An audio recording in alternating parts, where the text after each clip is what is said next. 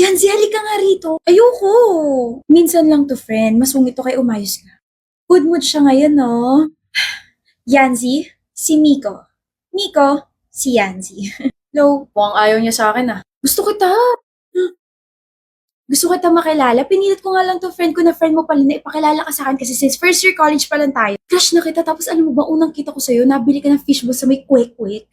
Aga mo naman nilaglag yung sarili mo, friend. Weh, mabilis ma-turn off yan. Anong ginagawa mo? Mabilis ka raw ma-turn off, edi ino-on kita para may chance pa ako sa'yo.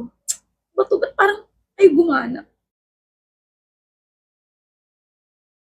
Nasaan kaya yun? Sino? Si Miko. Bakit mo siya hinahanap? Wala mang crush ko siya eh. Bakit pa ako dadayo rito sa classroom nila, di ba? Hi, the things that I can do for the person that I like. Swerte siya ako yung nagkagusto sa kanya. Eh bakit gusto mo siya? Gwapo eh. Yun lang? Dami mo naman tanong, Miko. Miko. I mean, nakanta ko. Miko.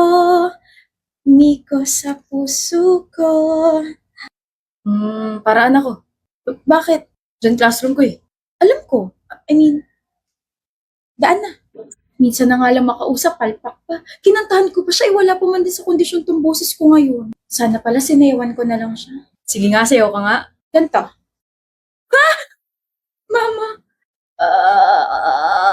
Ala ko may naliligaw na zombie. Busy ka? I have 30 minutes before my next class. Bakit? Then, akin ka.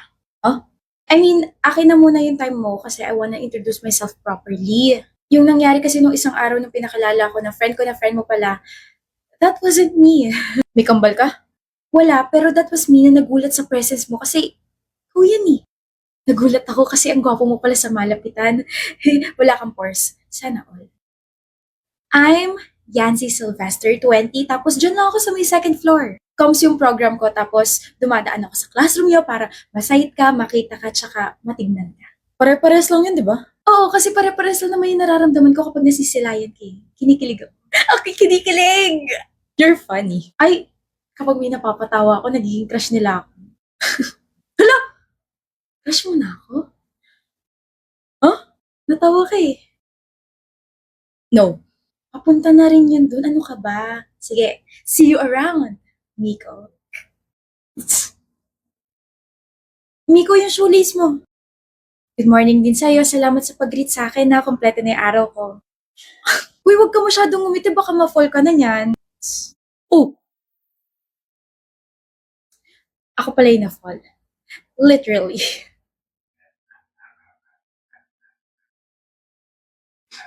Hi, Miko. Hey. Nagkita na naman tayo. Kaya nga eh. Disappointed ka? Ako na to. Ano bang meron sa'yo at nasabi mo yan? Tapang. Matapang ako. Charot!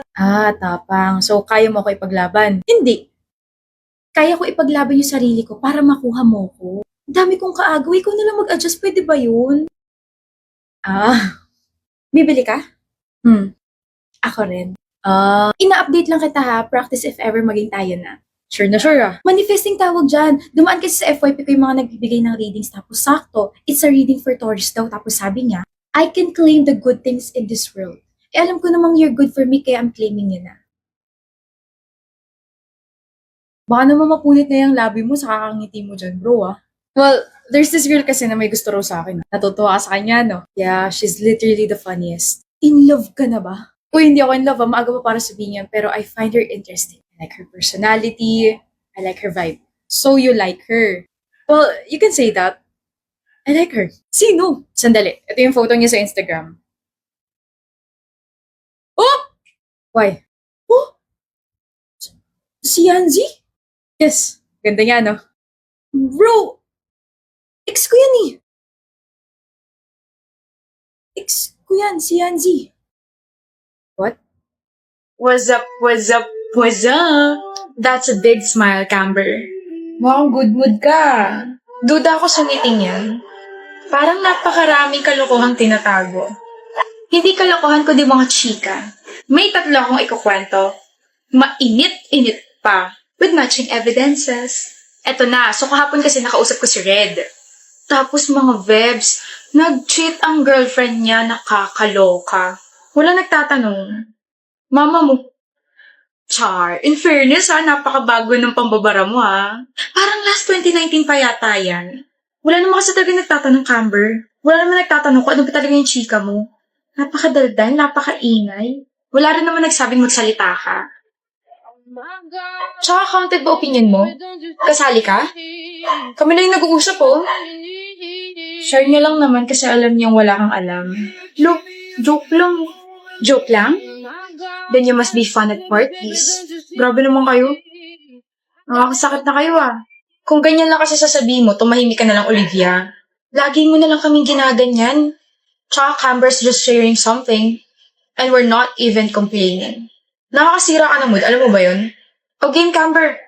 Kung hindi interesado si Olivia, kami, sobrang interesado namin makinig sa'yo. So ito na nga.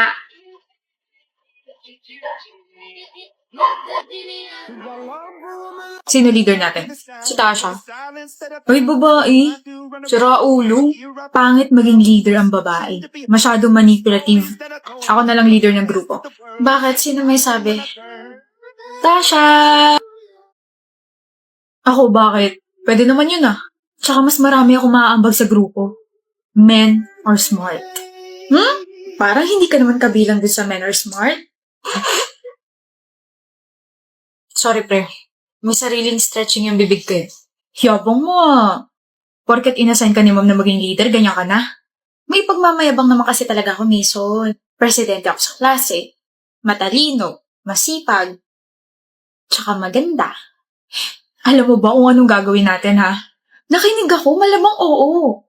Ikaw, alam mo ba kung anong gagawin? Gagawa tayo ng small house, gawa sa cardboard. Ano kaya mong gawin? Mag-drawing, mag-provide ng materials. Ikaw, Tasha, ano ba ang kayang gawin ng isang babaeng katulad mo? Tanggalin ka sa grupo. Madali lang naman akong kausap. If you don't want to work with me, leave. Di gumawa ka mag-isa mo. Tara, Aris. Gawa tayo ng sariling grupo. Mayabang kasi isa dyan. Yoko, pre. Kita siya lang ako. Alis na. Huwag ka na lang kasing bida-bida, Mason. Sumunod ka na lang sa sasabihin ni Leader Tasha. Hindi mo naman pala kaya Babarin na nga lang, wala pang bala. Start na tayo. Hoy, okay ka lang? Di nagsalita ka rin. Hala siya. Nahihiya kasi ako. Alam mo na, first time nating mag-usap sa call. Huwag kang mahiya, ako lang to. Ako lang to may gusto sa'yo. Ano ba? Anong ginagawa mo? Wala lang. Nagwawalis. Ikaw ba? Nagpupunas lang. Talaga? Sipag mo naman. Baka nakakasagabal ako Hindi. Ikaw? Nakakasagabal? Baliw lang magsasabi nun. Marami akong time para makipag-usap sa'yo. Anong oras ka pupunta bukas? Mga 11 a.m. nandun ako. Ikaw ba? Same. Excited na ako makita ka, Miggy. Ako rin. Hindi ako mapakali ngayon. Gusto na rin kita makita, Riz. Excited na talaga ako kasi kung pogi ka na sa picture, paano pa kaya sa personal? Riz. Miggy? Hi. Ang pogi mo. Hi. Hold up to. Bakit? Nanakawin mo puso ko? Hold up nga kasi to. Ako na yung bag mo. Bilis! Uto-uto. Ikaw rin, uto-uto. Miggy Salazar? Miguel Trinidad nga pala ang tunay mong pangalan. Ano? Taas mo kami mo. Ikaw ay naaresto namin sa salang pagpatay at pagnanakaw. Teka, mukhang naguguluhan ka pa rin, Miguel. Ako to si Riz. Isang pulis. Pasasan niya na.